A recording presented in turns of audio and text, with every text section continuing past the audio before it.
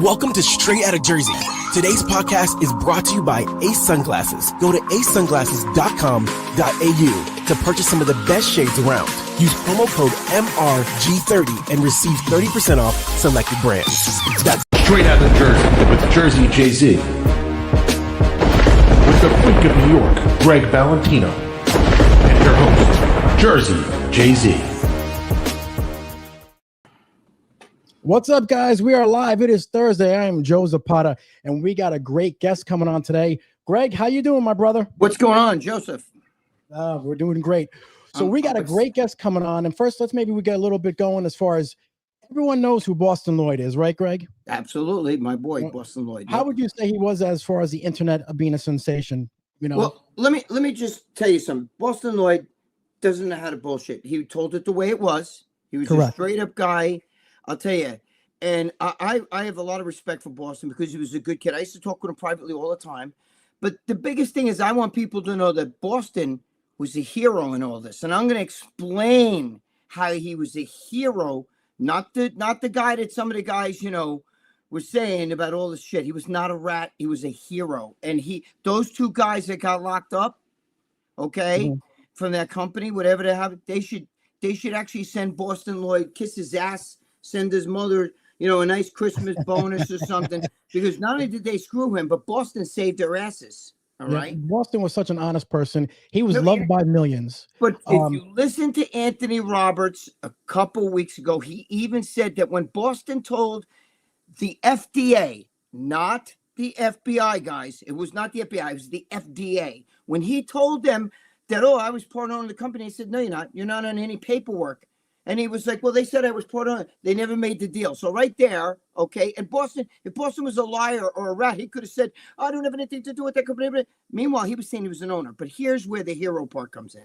Mm-hmm. If you guys listen to Anthony Roberts, that Bostin told them where that they were getting the chemical research company that actually brought in the chemicals from China and all that stuff.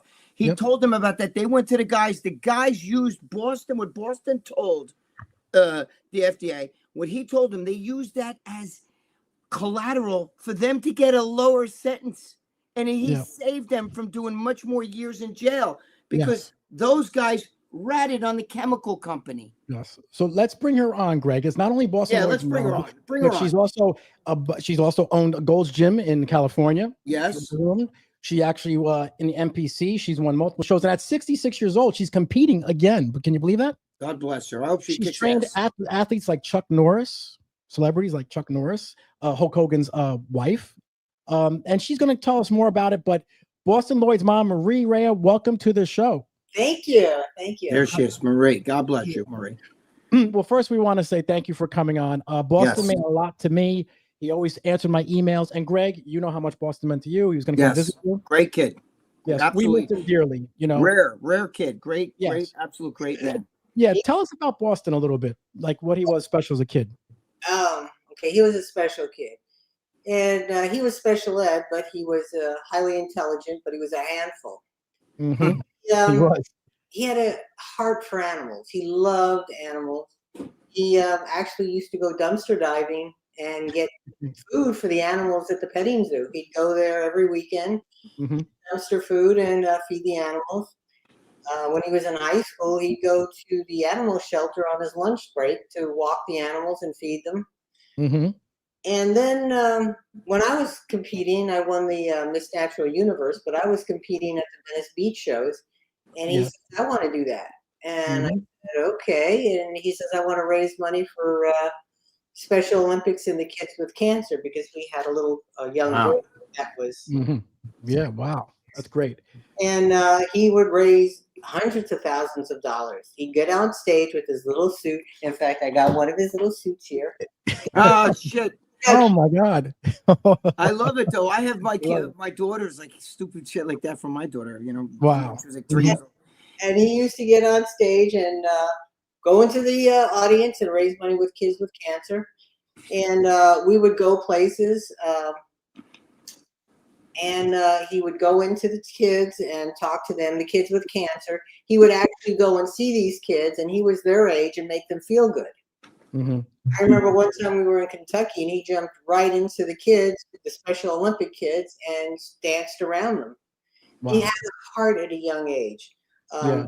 Even with his friends, kids that were getting fights with their families winded up in Boston's room.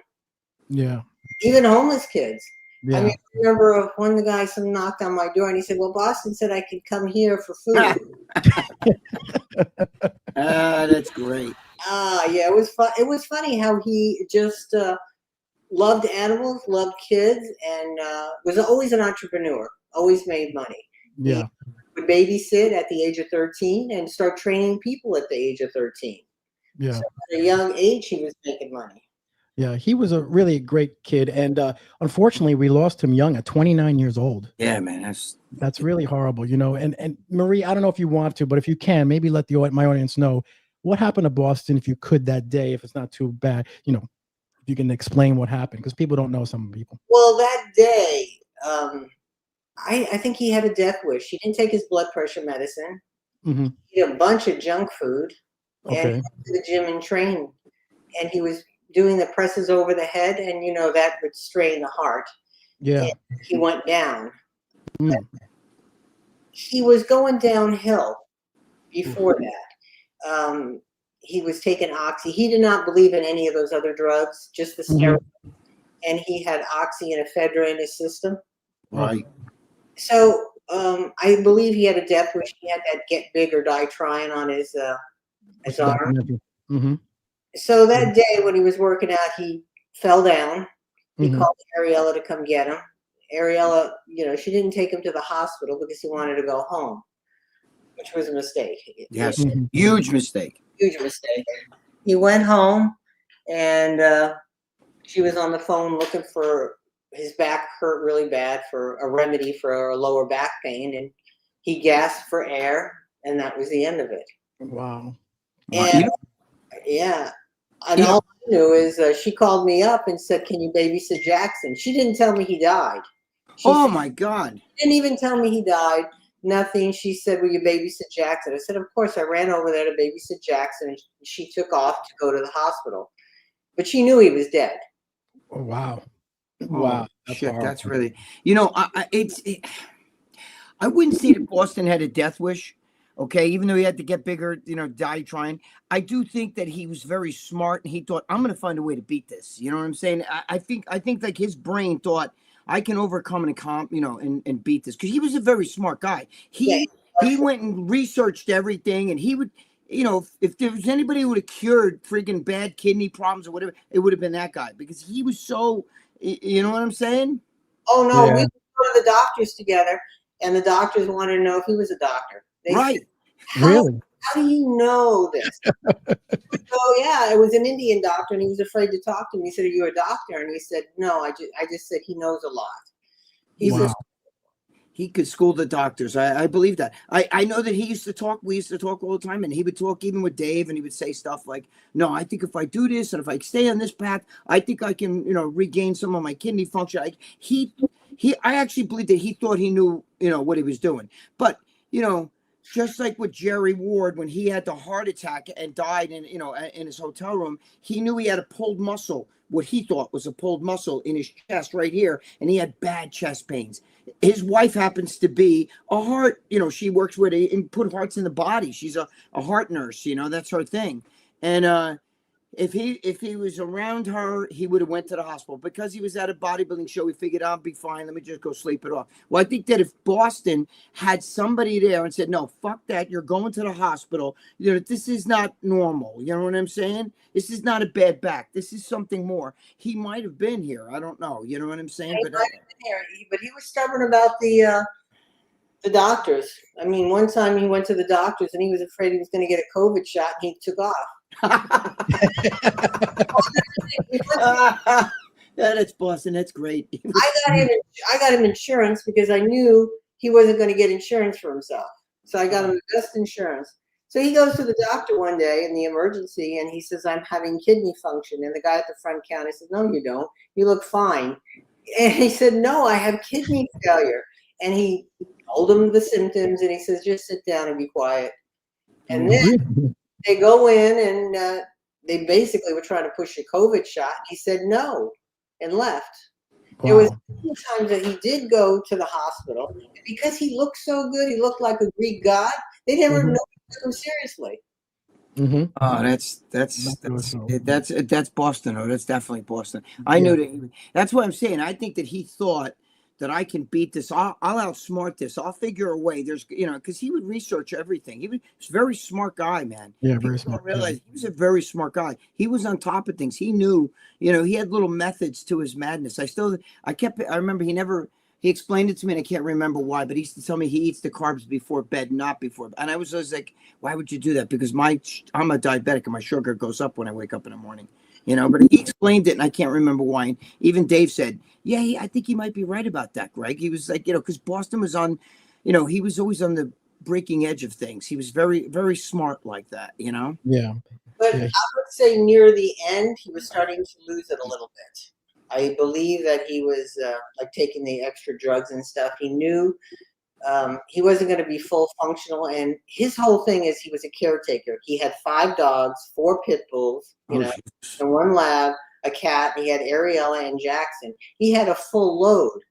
And he was getting stressed out. Mm-hmm. And wow. That's Marie, I was going to ask you the documentary. Everyone can watch it on YouTube, the documentary about Get Big or Die Trying. Boston, he's pushed it to the edge all the time. And there was the drug he was taking that even the doctor said, we don't know what to take.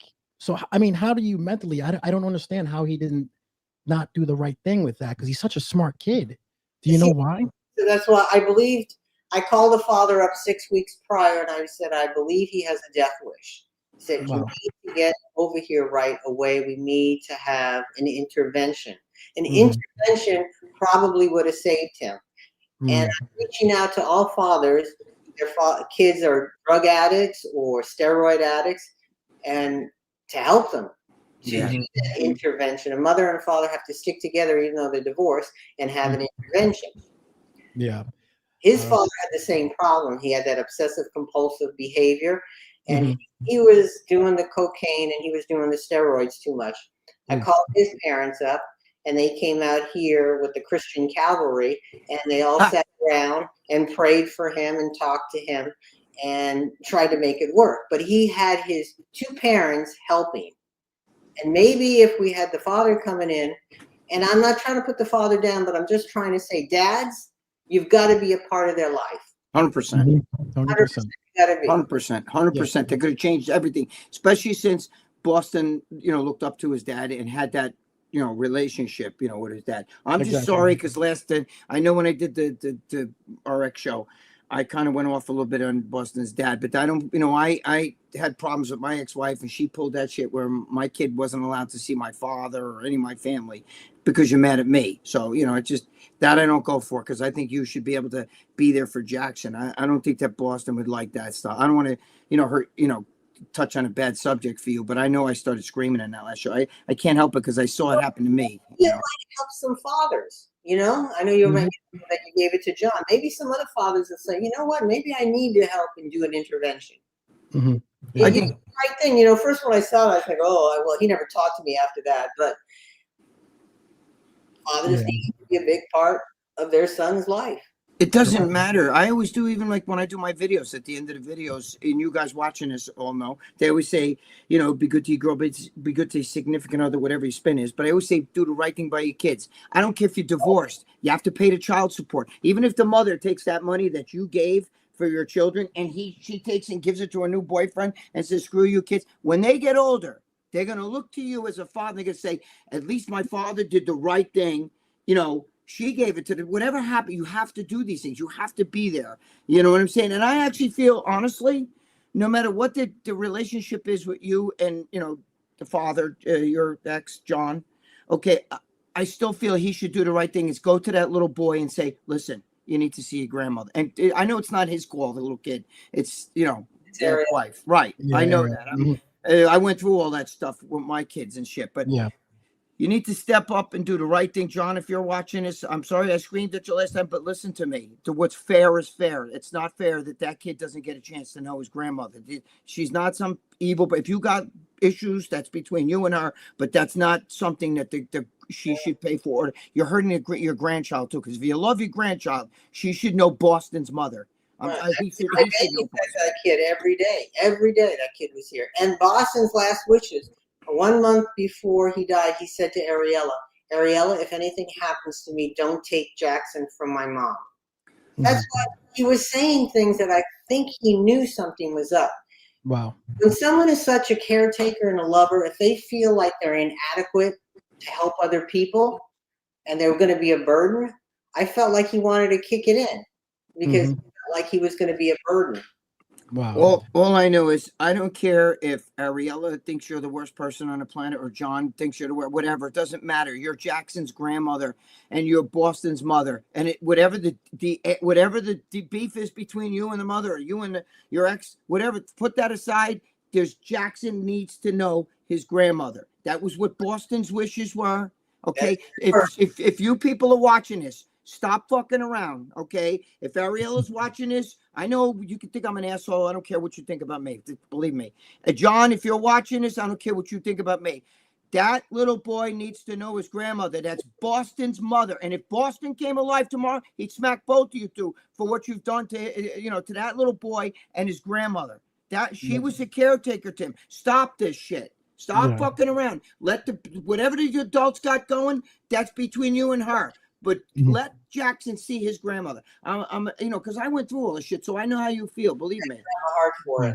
Right. Yeah. You got a beef with me. You take me and you. Forget. I told my ex-wife, fuck me. Don't let him see me. Whatever. But you make sure my father is involved in my kid's life and all that stuff. They pulled all that stuff. Yeah. So let's also talk about recently. Boston was in the sort of on the podcast. Another podcast. His name was mentioned on a situation. On the RX podcast with me. The RX podcast, yes or no? Apparently, there was something that he was working with the feds. All kinds of back and forth. What was going on? No. Marie, maybe you can explain what happened. Get it off, Marie. Yes, and then we'll talk about that shit. Tell us how you feel about that whole thing. It was the FDA. Maybe it wasn't the FBI. It was the FDA. I know they brought the papers here. And of course, Boston lets him in. You want something to drink, you want something to eat, sit down. And he sits down with them. This is from Boston's mouth. And they sit down and they started talking about, what's happening. And he said, listen, I'm not a rat. I'm not going to rat on anybody. And he says, well, let me see your cell phone. So, of course, Boston just didn't think of anything. He gave him his cell phone. He said, oh, yeah. Well, there was a few things on there that they looked at, and they gave him back the cell phone.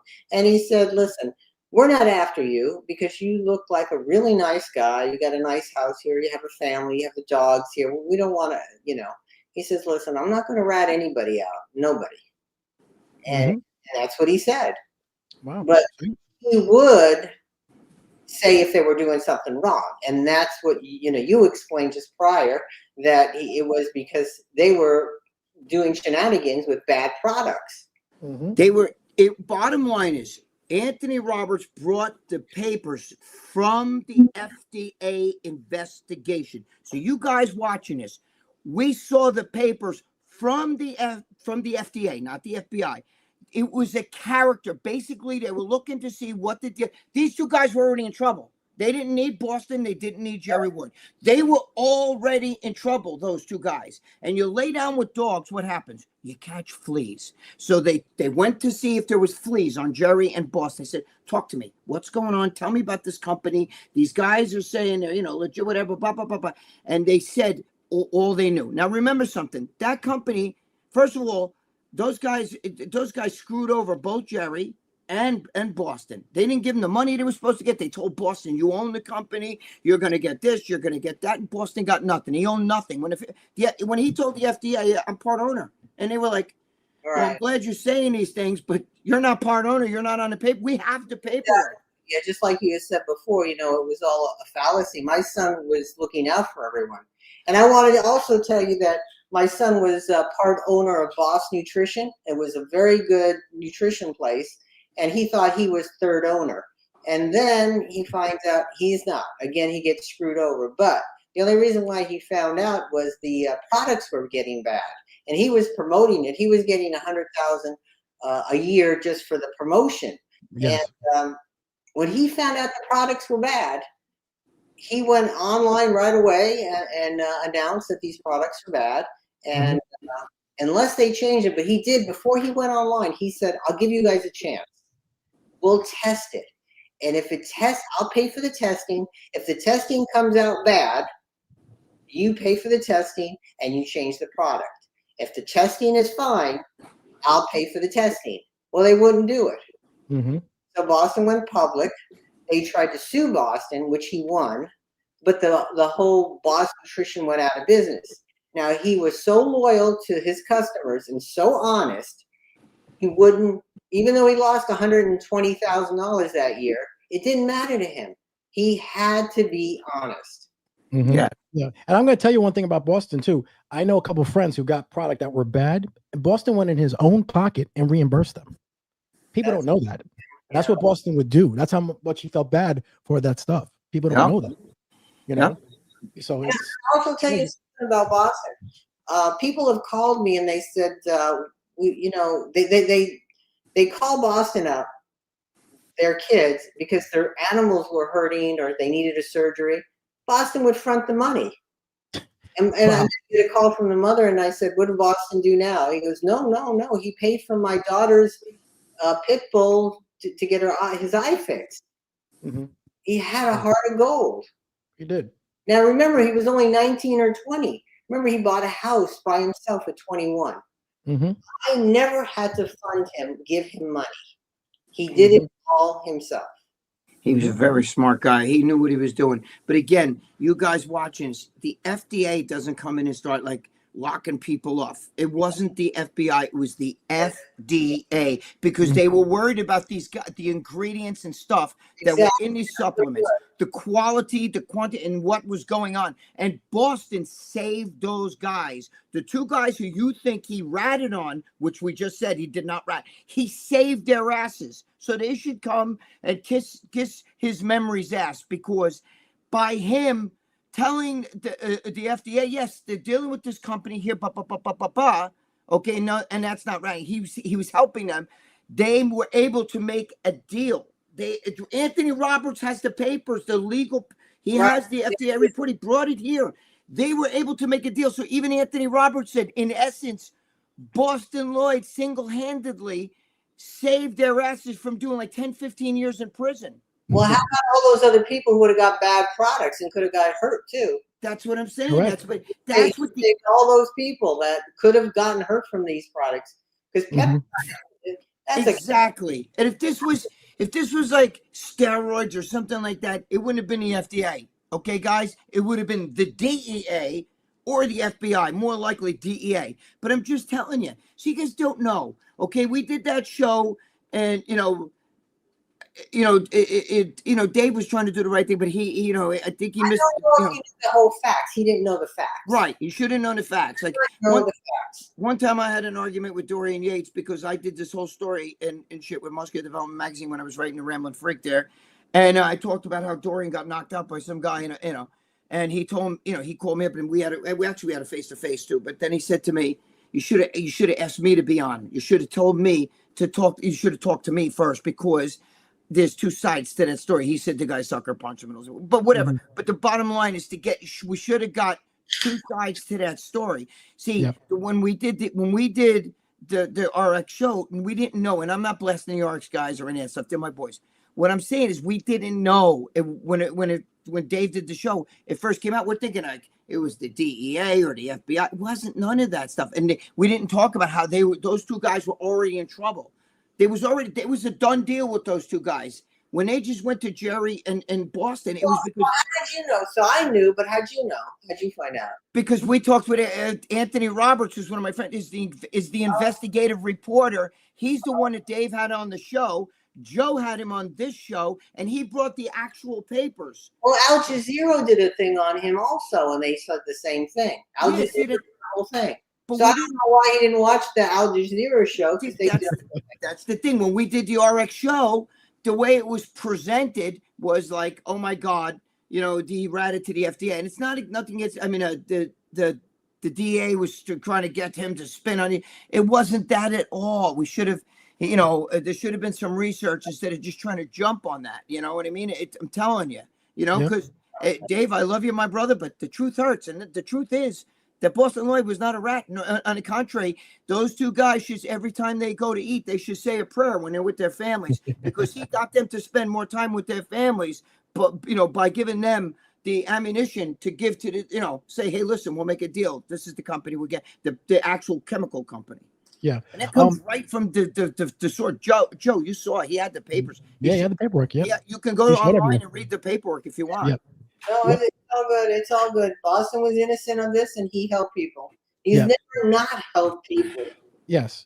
That's what I'm saying. In the end, ironic in the end, he helped those guys. Yeah, he helped them. If he didn't do what he did and gave them the information that those guys said, please, yes, here, Boston's right. We deal with this company. Let's get, you know, we'll make a deal. We'll, you know, and that's how the owners of the company made, you know, gave up the company that brought in the raw materials and all that stuff. You know what I mean? It made, you know, the chemical company. Oh, well, hopefully everybody will know and get his name cleared. Well, that's what we're doing. We're trying to clear his name, because I look at it as like, you got to be kidding. That kid. There was so much good and so much love. Yeah. 100%. I wanted to ask you about the documentary too, real quick.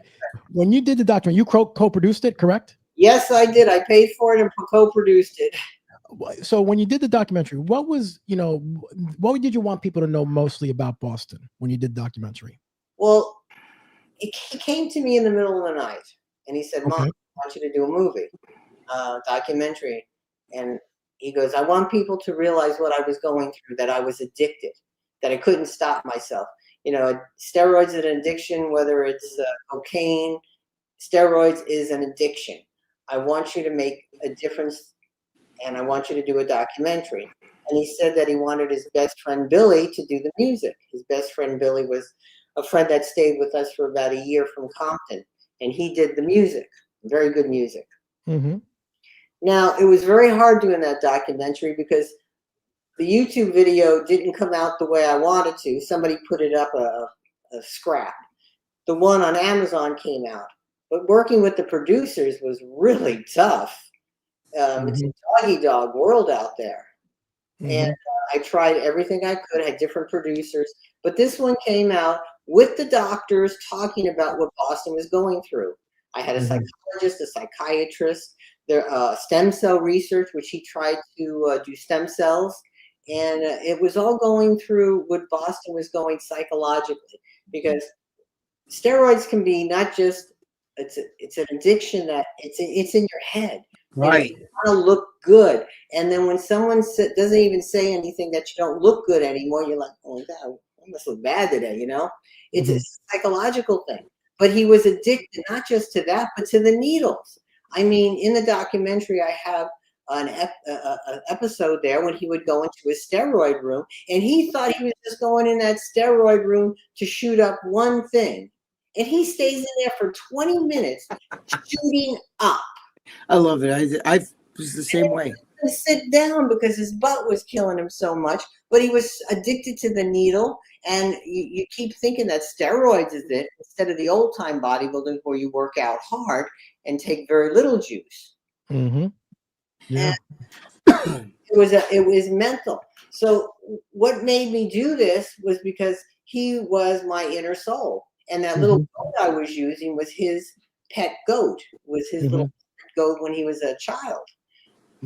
He was speaking through me to tell his story about what he was going through. Wow. And he was going through a lot.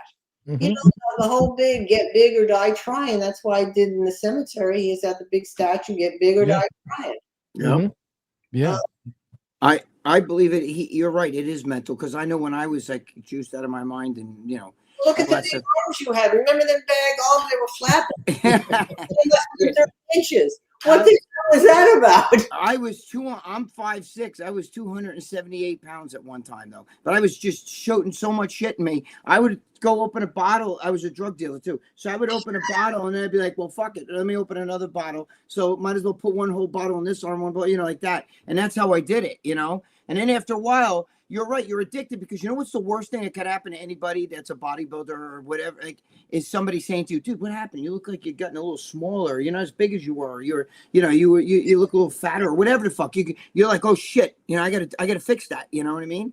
So you run off and they'll take a few more injections, go work out even harder, wreck your ligaments and tendons, go heavy. And you go. It is an addiction. I even told Dave, I didn't get it. Listen, I wasn't in club fed like those guys when they were taking shit, even in jail. I couldn't, when I was, I was locked up in a shithole. In jail. Well, yeah. Well, Dave got, I think they got it because in some cases in a federal, because that's the reason why they call it club fed.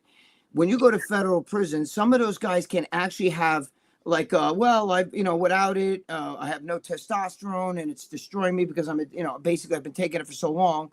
So they'll actually make a clause where, I guess if you're good and all this shit. But I know Dave listen, I'm not blasting Dave. I'm just saying I didn't have it like that. When I went in, I was cold turkey. I was like from this to that, When you got out of jail, you were a mess. Yeah. Oh yeah. I was definitely a mess. The first thing I did was want to look for shit, you know what I mean? Yeah. To start shooting. I'm not gonna lie, it is addictive. Now I'm right behind you in age. I'm 65, so as we get older, well, she's competing. She's competing. She's competing. Well, she looks good. I look like Uncle Fester on steroids. But no, you look good. You look your skin. You look young. Yeah, thank you. But you look better, trust me.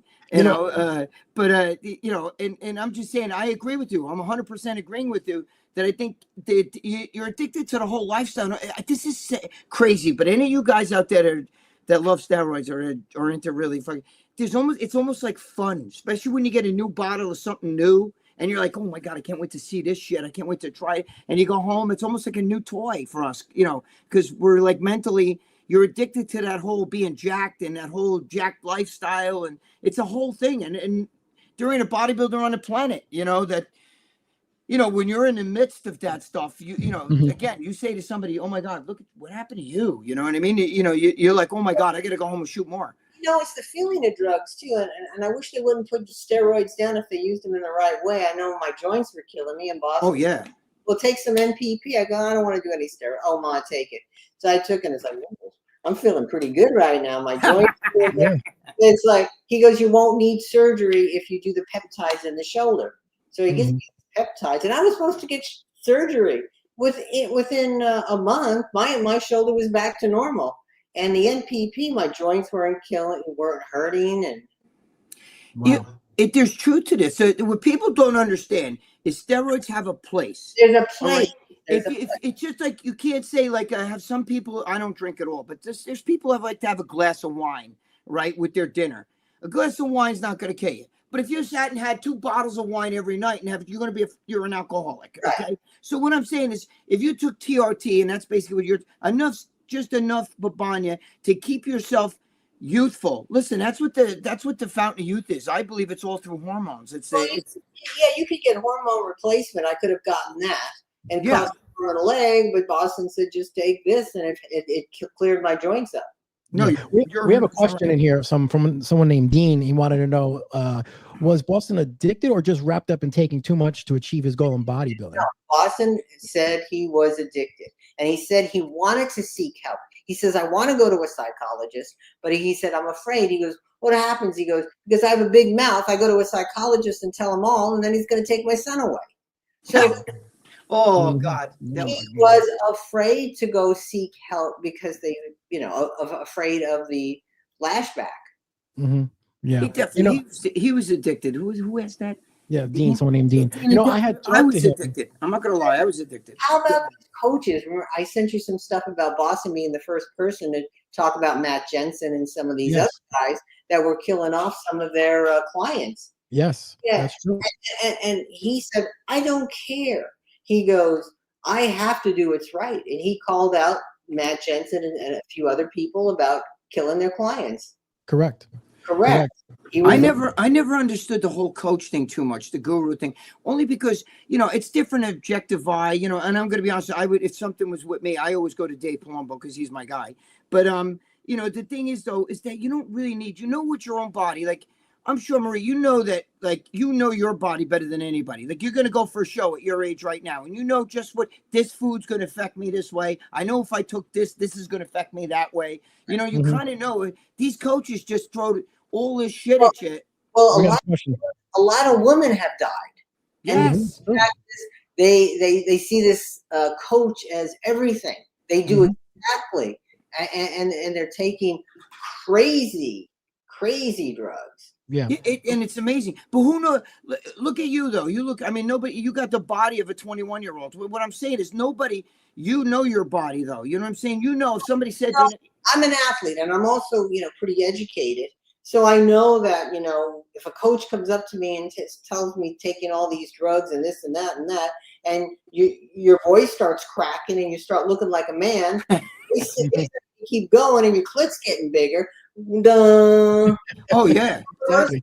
I've seen some beauty queens really turn into some scary people.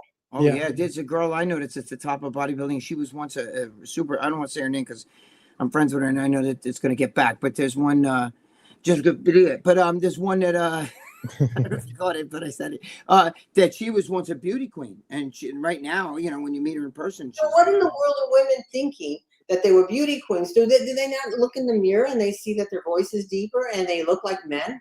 Well, some of them have to even shave the chest and all that stuff, get electrolysis done because they're they're addicted. So they're crazy addicted because when a man takes steroids, man, they look good.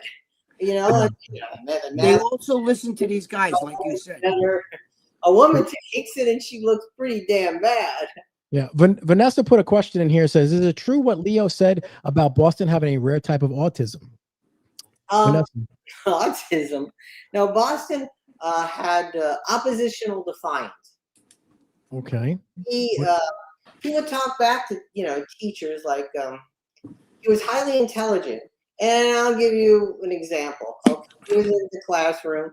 The teacher said something to him, and he says, "You're always in a bad mood. Why don't you get a boyfriend and get screwed?"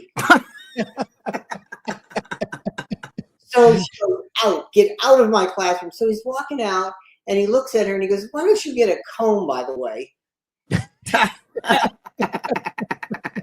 And take a breath mint while you're at it. So this was Boston. He had no filter. You see how his mouth was, the honesty? He had no qualms about telling teachers that they were wrong or this and that. And which made him on a first name basis. Everybody knew him in school. Yep. And that's why everyone loved him on the internet. He was so popular because he was honest and said things how they were. Right. That's the thing. And he had that, he has this charismatic personality. Got that too. He was raised around a lot of celebrities. Danny Trejo was down the street. He used to argue with him all the time. Yes. And Danny got so pissed off at him one time. He came to my house and he said, "You sit down right now." Yeah. The only thing I don't understand, and I talked to Boston maybe 6 months before he passed. He was at death's door, and when people have a near-death experience or they're close to something, they normally stop. But he just was like, "I'm going to beat this." And I was like, okay. He actually said on one of his podcasts, if I have a heart attack and live through this, maybe I'll stop. I'll probably stop. But he didn't make it. No, he didn't. That's why I said earlier, I really think that he thought, I'm going to figure this out and beat it. And if anybody could have done it, it was Boston. Even Dave Palumbo once said to me, it wasn't the kidney thing that killed him. I mean, he actually had that under control. It's crazy. It wasn't that you would have thought it would have been the kidney thing, and it wasn't. It was the heart thing. It was in his head. Why did he take his blood pressure? He knew. He ate all Chinese food and pizza that day. Jesus. He had a death wish. Yeah, that's so full of salt. My God. And he grew up in the gym growing up with you, right? Yeah, that's the thing. Yeah. He grew up in the gym the whole time, correct? The whole time, him and his dad and I, we owned a gym, and then we divorced. And the man that I married, he had bought the gym, so Boston was a big shot in the gym. But then I had a business out of my house called Fossil Fitness. Okay, it was a huge gym, and I had my own tennis court and everything. And he was always there. Yeah, he would babysit my clients' kids, and he was always around celebrities, fun, happiness, working out. Mhm. So that's So how many, he was And the raised. key is he was always a standout on himself, because I saw videos of him when he was like 5 or 6 years old in those little posing trunks on stage, and he was like a ham. He already had that where he drew people to him because he was on stage when he was a little kid. Am I correct? This is the funny part. I was supposed to be the guest poser. So I would get paid to guest pose. And I said, well, can I bring my son along? They go, yeah. So Boston would guest pose. And the next thing I know, he's the final thing. I'm somewhere behind.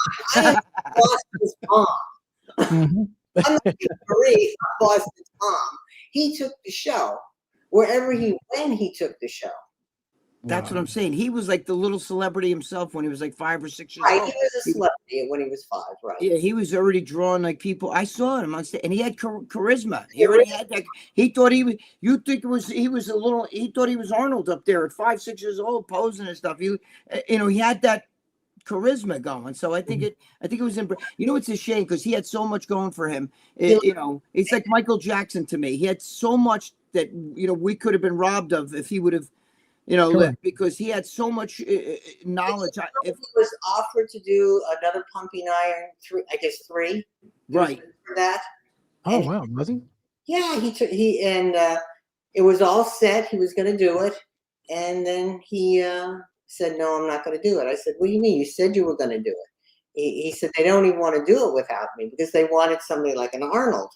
And I said, Boston, I guess his father must have talked him out of it to say it was going to be bad publicity.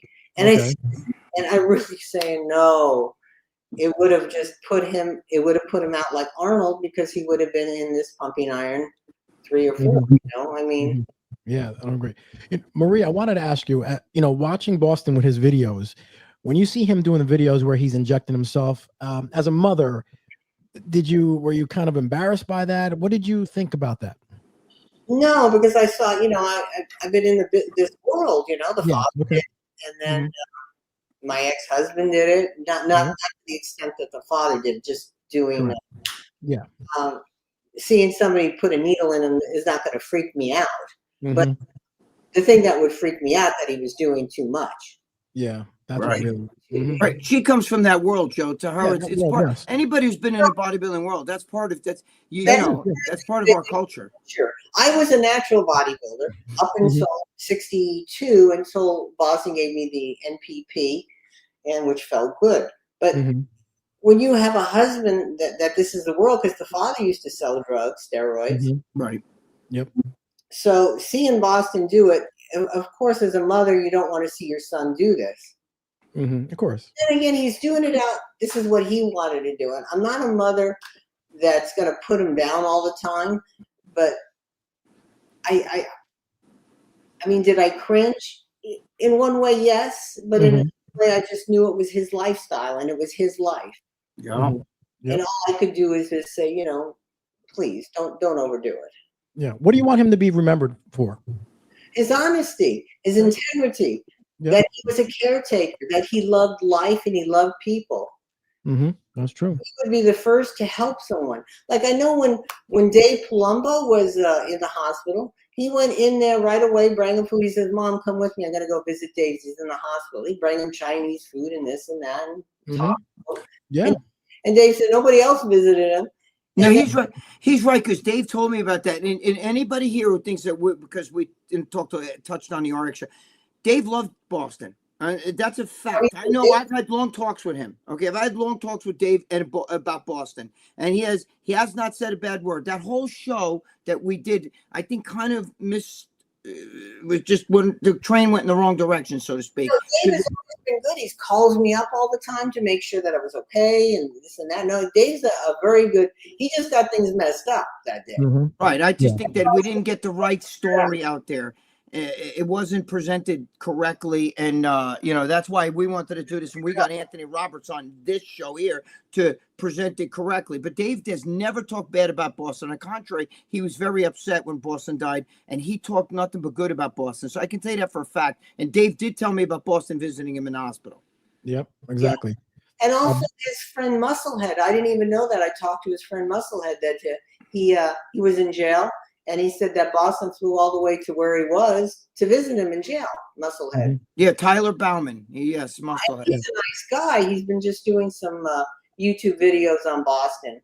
Yep. And Wow. Yeah. Ben Garcia. I want to be known that Boston was a very calm person. He never hurt anybody. I mean, there's a lot of story with animals. I mean, he'd see his cat grab a bird and he's yelling, grabbing the cat and Wow. Ben Garcia said, "Hi, Joe, Greg, and Marie. I actually knew Boston since he was 14, training at Powerhouse Gym in Chatsworth, Cali, and his dad's gym, California Fitness, also in the Valley." Wow. Oh, okay. Very nice. Wow. Ben Garcia, good man. Yeah. Ben Garcia said Boston was a damn good guy. I remember this kid and his pro-hormone obsession. Yeah, that was. Oh, you want to know the first time he got drugs? Okay, when he had drugs, I noticed he was getting a little big, and I said, "Are you doing steroids?" And he said, "No." Well, I was in his room. I ripped the shit out of it. I mean, I'm on there. So I finally find the drugs. Okay. Right? And I call the father up. I says, "He's got the drugs in here." He goes, "Okay." And I said, "Well, take them." So the father takes them. Da, da, da, da, da, and I yell at Boston. I actually went to the police because he's 16 years old, and I said, "Who the hell would give a 16-year-old steroids, sell him steroids?" Well, of course, they didn't do anything. And the next thing I know, and I want everybody to know I had nothing to do with giving it back to him. His dad gave him back the steroids at 18, almost like, "Okay, son, you're a man, you could do it." Okay, well, he didn't know what he was doing. So then all of a sudden, he's getting crap coming out of his nipples, that green shit. And I'm like, oh my God. So take him to the doctor. And of course, it was a hormone imbalance. And I said, "Can you do anything? Can you talk to my son?" He says, "I can't talk to him." I said, "What do you mean?" He goes, "I tried to talk to him and his father, and father's the problem." That's what he said. The father's the problem. Unless the father realizes how bad this is. Because, I mean, he had green stuff coming out of his, like a stream. Wow. It looked like something out of a Mad magazine. Yeah, I feel like, the father knows about steroids, just like I know about steroids. And my son doesn't want to be a bodybuilder, thank God. But he, if my son wanted to do steroids, I would be like, no way, not till you're at least 21. At 18 years old, you still have hair on your goo, you're officially got there for a couple of years. It's too young. Your testosterone's going up at 18. Right, later on. Later on, you got the rest of you, not now. It's too young. All these young kids that you guys see online that are all jacked and the twins and all these other guys, wait till they're 25. They got milk pattern baldness and everything already. Wait till they're a little bit older. You won't even. I try to tell them, and I see a lot of kids in high school. They're on a wrestling team or this or that. And they're steroids. And they're too young. They're screwing up their hormones at that age. 100%. And you know what? Even peptides, SARMs, all that stuff. You don't need that shit. I didn't start till I was 35. You know what I mean? And then I went crazy because I was a drug dealer. You know what I mean? So I had it like that. So I could do that stuff. When you're a drug dealer, you do whatever you want. Steroids are the other kind. What kind of a drug dealer were you? Steroid dealer, but I dealt like massive amounts. You know what I mean? I was bringing it in. I used to sell to my guy, sold it to Dave. Dave will tell you. But I was doing all that. You remember in the 90s when all the Steris, I don't know where you live, but over here everything was Steris and all that stuff. I was the guy, who was with the guy bringing it over to, bringing it in here. Yeah. It wasn't out of the country; it was in the country. But we were all together. Me and a few people, no names, but remember that drug Blasterone everybody was taking? Yeah. Blasterone. That was way before my time. That was in the early 80s. Everybody's taking Blasterone. Wow. It's funny you say that because I worked for Muscular Development Magazine for 15 years. And we had Victor Conti on there. And one of the drugs that they used was Blasterone with the baseball players because it was under the radar. It's almost like Quaaludes. You remember back when we were young, Marie? Yeah. Ozzy Osbourne, he took Quaaludes. That was the big thing in the early 80s. Then all of a sudden that drug disappeared, Now today they just test for opiates. But so they'd find a Quaalude. But the thing is, they weren't testing Blasterone was under the radar. So that's one of the drugs that Victor Conti was using with the baseball players was Blasterone. Mm-hmm. Yeah, because it was a drug. They like to resurrect drugs that were big back then.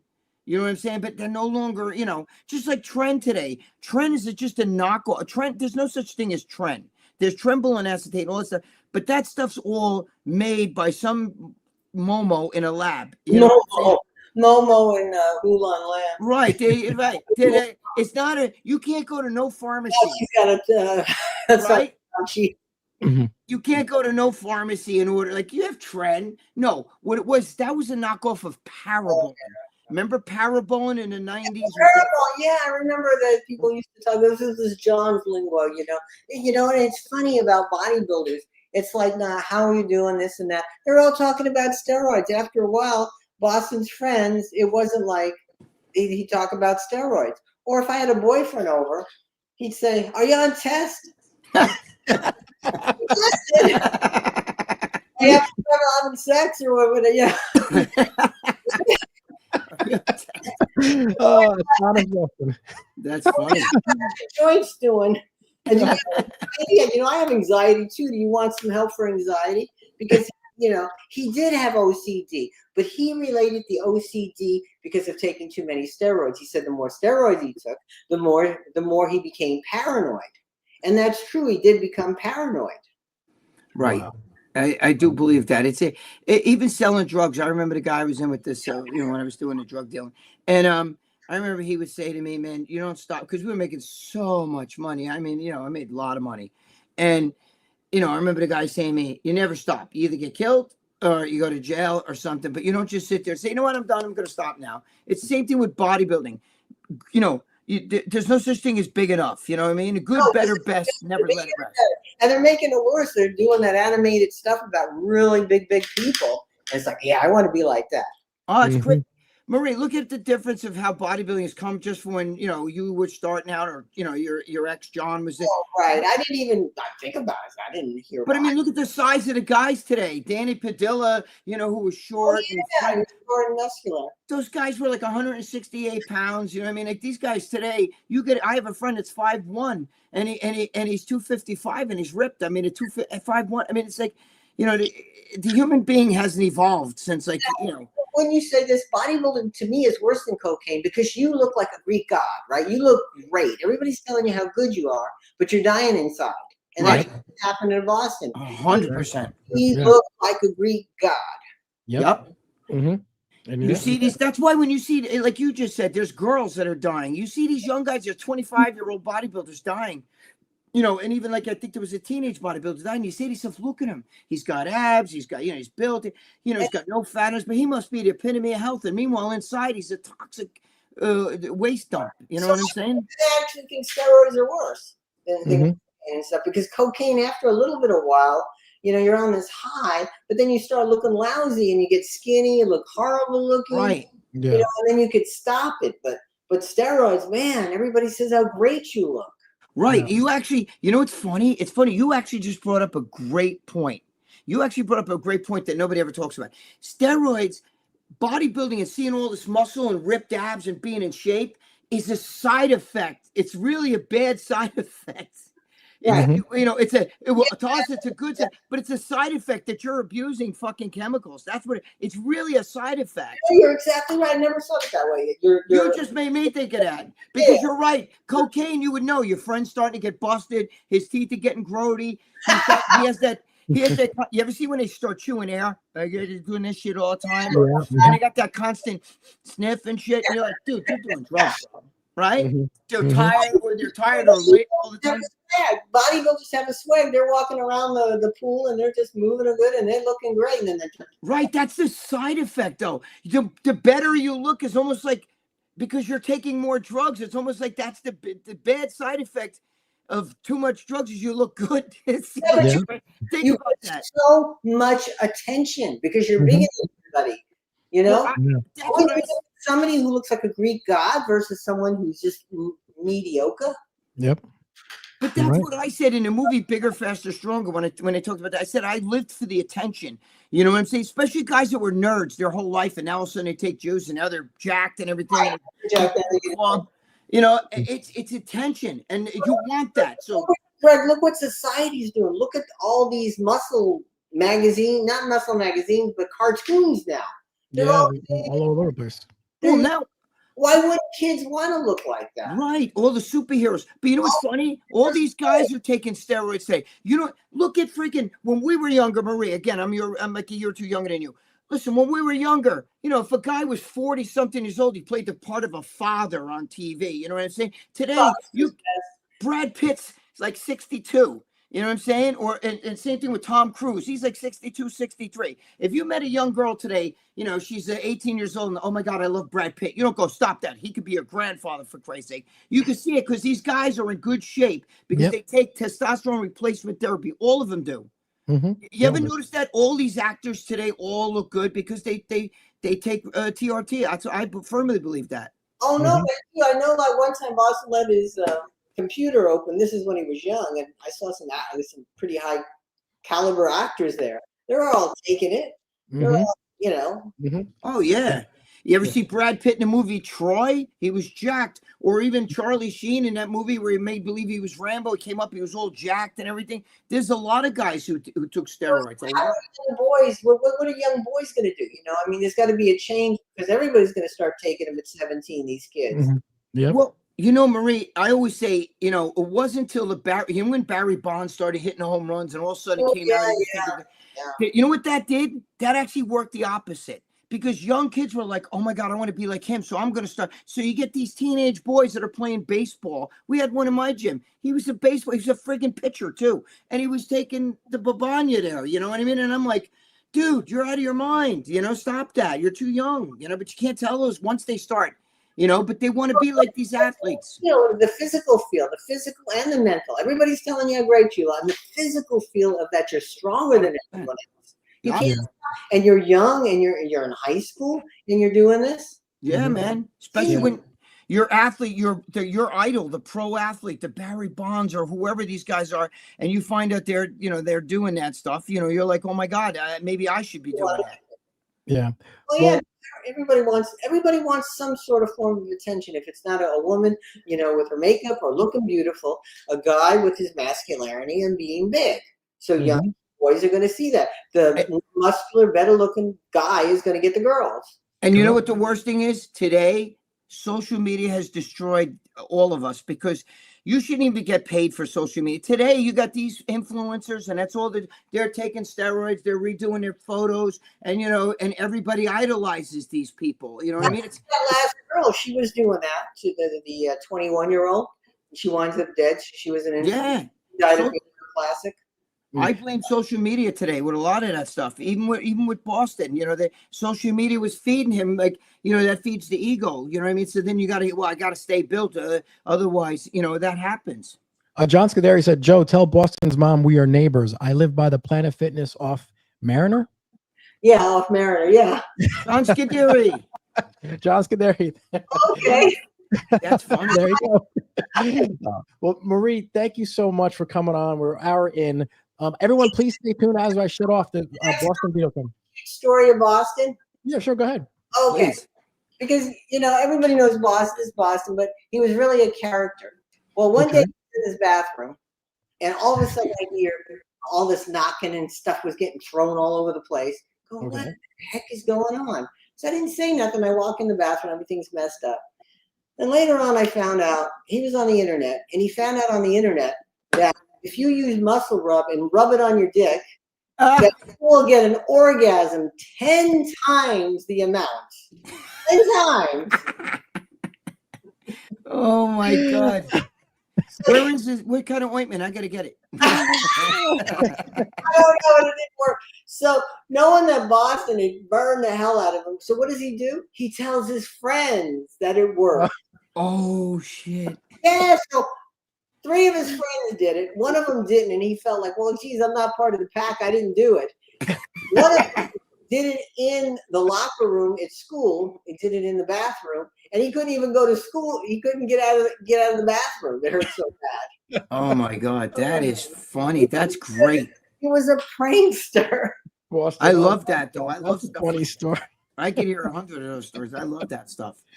Oh man, well, I just Marie, leave it off because he was a funny guy. He always talked about sex. So Mhm. I just let that go out there. Yeah. I know. I've seen him do films where he's coming out of the bathroom, fooling around with Ariel. I guess she's filming it, and he's doing a sexy walk with with like a little posing trunks on.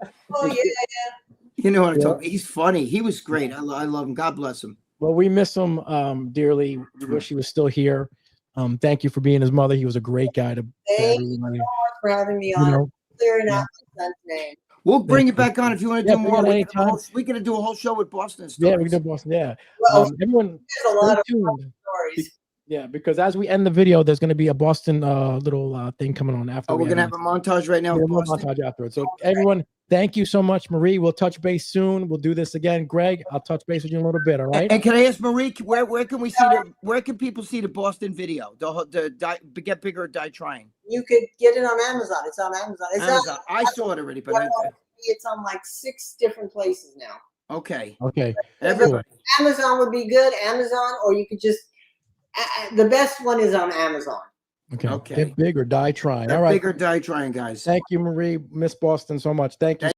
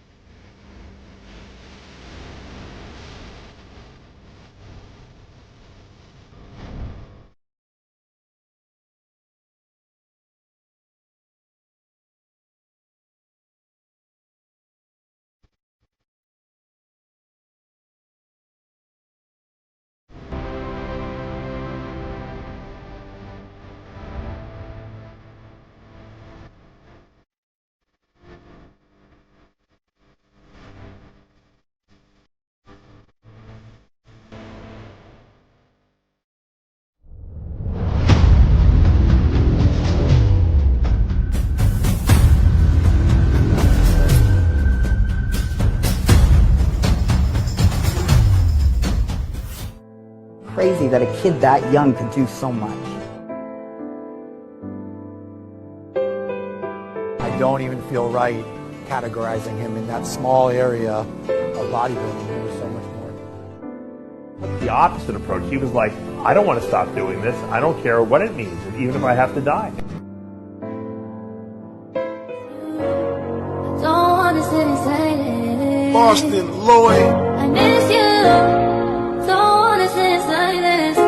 Say this. Oh, oh no, no. Get big or die trying. Oh, oh, oh, no. Get big or die. Things I've had to learn on just common sense and trial and error. So I know it works. I know it doesn't. I get better every year at what I do.